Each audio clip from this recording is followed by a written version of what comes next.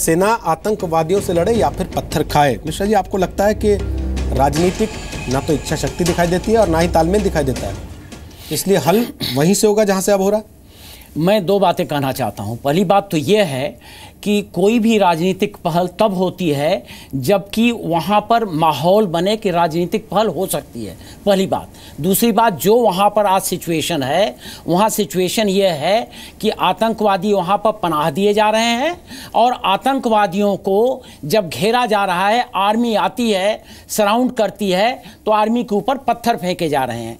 यह सिचुएशन इतनी fluid situation है कि इसको पहले निपटना पड़ेगा, सेकंड स्टेज पर बाकी चीजें होंगी, क्योंकि एक माहौल बनेगा जहां पर लोग एक दूसरे की बात सुने, तभी हो सकता है। एक बात। दूसरा, मैं आपसे यह कहना चाहता हूं कि अगर ईमानदारी से वहां किसी अलगाववादी से, आजादी मांगने वाले से यह पूछा जाए कि क्या वो अपने दिल दिमाग से बोल रहा है या जमीर से, तो नहीं बोल रहा है, क्योंकि वह चाहते हैं कि उनकी रोटी सिकती रहे, वह यहीं पर बैठे रहें, पाकिस्तान से पैसा लेते रहें, हिंदुस्तान से पैसा लेते रहें, एक माहौल फ्लूइड बना रहे और वो वहां पर वीआईपी बने रहें। यह हकीकत है। और तीसरी बात यह है कि जो इसमें एक राजनीति हो रही, सियासत हो रही है, जेएनयू तक के पहुंच गई है, जहां पर तमाम नेता पहुंचते हैं। अगर वहां नारा यह लगता है कि हम आजादी लड़के लेंगे, तो लोग उसकी हिमायत में जाते हैं। और एक बात मैं और कहना चाहता हूं कि वहां पर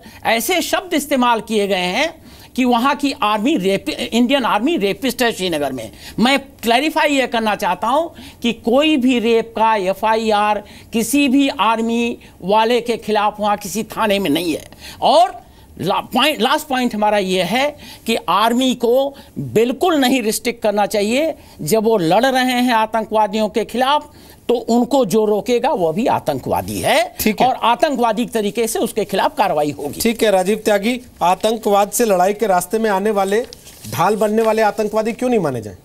क्यों हम उनको सॉफ्ट पर्दा देते रहते हैं लगातार? कभी मासूम बच्चे कह के, हेडमास्टर का बेटा, सोशल मीडिया एक्सपर्ट, क्यों नहीं हम खुल के मानते भाई आतंकवादी है? देखिए, मैं 2-3 सजेशन और देना चाहूँगा। पहला सजेशन तो यह है कि शायद आपके टेलीविजन चैनल पे मैंने आपके साथ ही बैठ के एक डिबेट की थी जब बुरहानवानी मारा गया था। हमने कहा था आतंकवादी मारा गया है, तो उस टाइम अगर स्टेट ये पॉलिसी बना देती कि कोई भी आतंकवादी मारा जाएगा, उसका शरीर उसके घर वालों के सुपुर्द नहीं किया जाएगा, तो स्टेट को इस पर सख्त होना पड़ेगा, स्टेट को एक पॉलिसी इस पर बनानी पड़ेगी। दूसरी बात मैं कहना चाहूंगा, अलगाववादियों के बेटे और बेटियां तो पढ़ेंगे विदेश में, और कश्मीर का आम नागरिक पत्थर फेंकेगा, तो कश्मीर के आम नागरिकों को अलगाववादियों की इस पॉलिटिक्स को समझना होगा। तीसरी बात, पीडीपी की सरकार ने अभी एक अलगाववादी के बेटे को नौकरी में रिलैक्सेशन देकर के उसकी नौकरी लगाने का काम किया, तो कैसे इस तरह से दोगलापन चलेगा? चौथी बात जो मैं कहना चाहूंगा, पीडीपी के साथ सरकार चला करके जो अलगाववादियों को शहीद मानती है और Bharatiya Janata party television channel पर बैठ करके अलगाववादियों को आतंकवादी कहेगी, तो यह भी नहीं चलेगा। देश समझता है। चौथी बात, लास्ट सेंटेंस कहना चाहूंगा, देश, मैं एक बात लास्ट सेंटेंस कहना चाहूंगा, लास्ट सेंटेंस कह लूं, लास्ट सेंटेंस कह लूं, आप यहां से कहते हैं जेएनयू वालों को डंडे से पीटना चाहिए, लास्ट सेंटेंस कह लूं, लास्ट सेंटेंस कह लूं, लास्ट सेंटेंस कह लूं, लास्ट सेंटेंस कह लूं प्लीज, लास्ट सेंटेंस कह लूं please, Rohit ji last sentence कह लूं, रोहित जी लास्ट सेंटेंस कह लूं। एक बहुत बड़ी बात कह रहा हूं जिसको लोग बाग समझेंगे, जी न्यूज के सम्मानित व्यूअर्स। देश में राजनीतिक सरकार है, मिलिट्री का शासन नहीं है।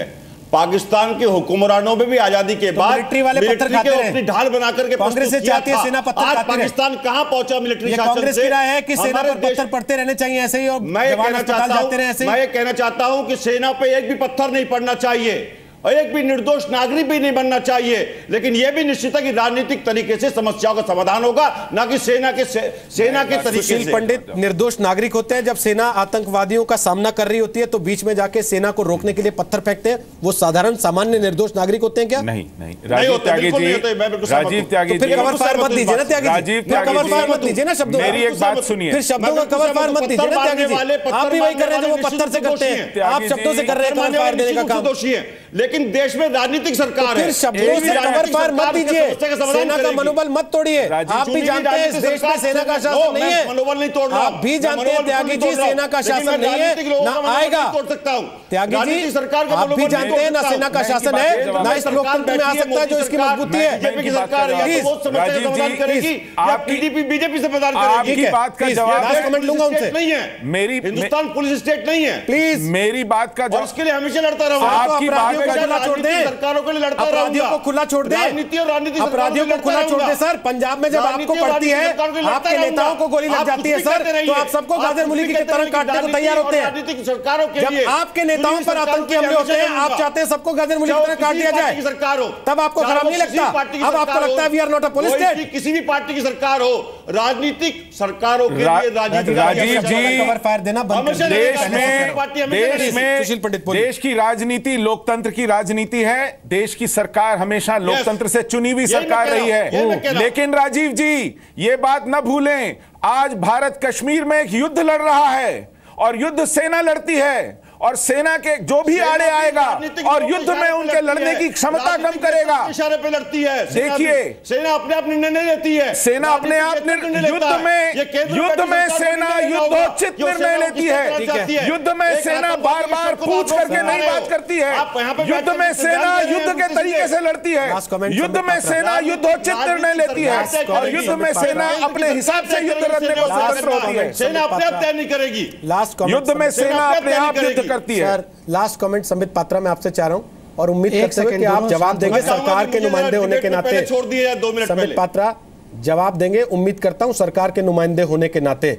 सेना गोली खाएगी, पत्थर भी खाएगी, उसके ऊपर बम भी फेंके जाएंगे, वो जवाब में गोली भी चलाएगी। आप लोग बैठ के केवल देखते रहेंगे, क्योंकि 6 साल के लिए आपको सरकार में बैठने का मौका मिल गया। आपके मंत्री लाल बत्ती लगाएंगे और घूमेंगे, बस और कुछ नहीं। रोहित जी, I have to make a point. Rohit, I have to make a point. आप बोल लीजिएगा मेरे बात। शबनम जी मेरे बात बोल लीजिएगा प्लीज, मेरे बात बोल लीजिएगा। Thank you.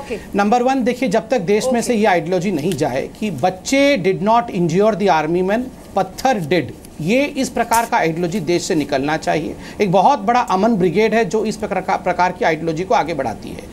दूसरा बीच है हमारे सरकार में क्या फ़र्क है, भारतीय जनता पार्टी में क्या फ़र्क है।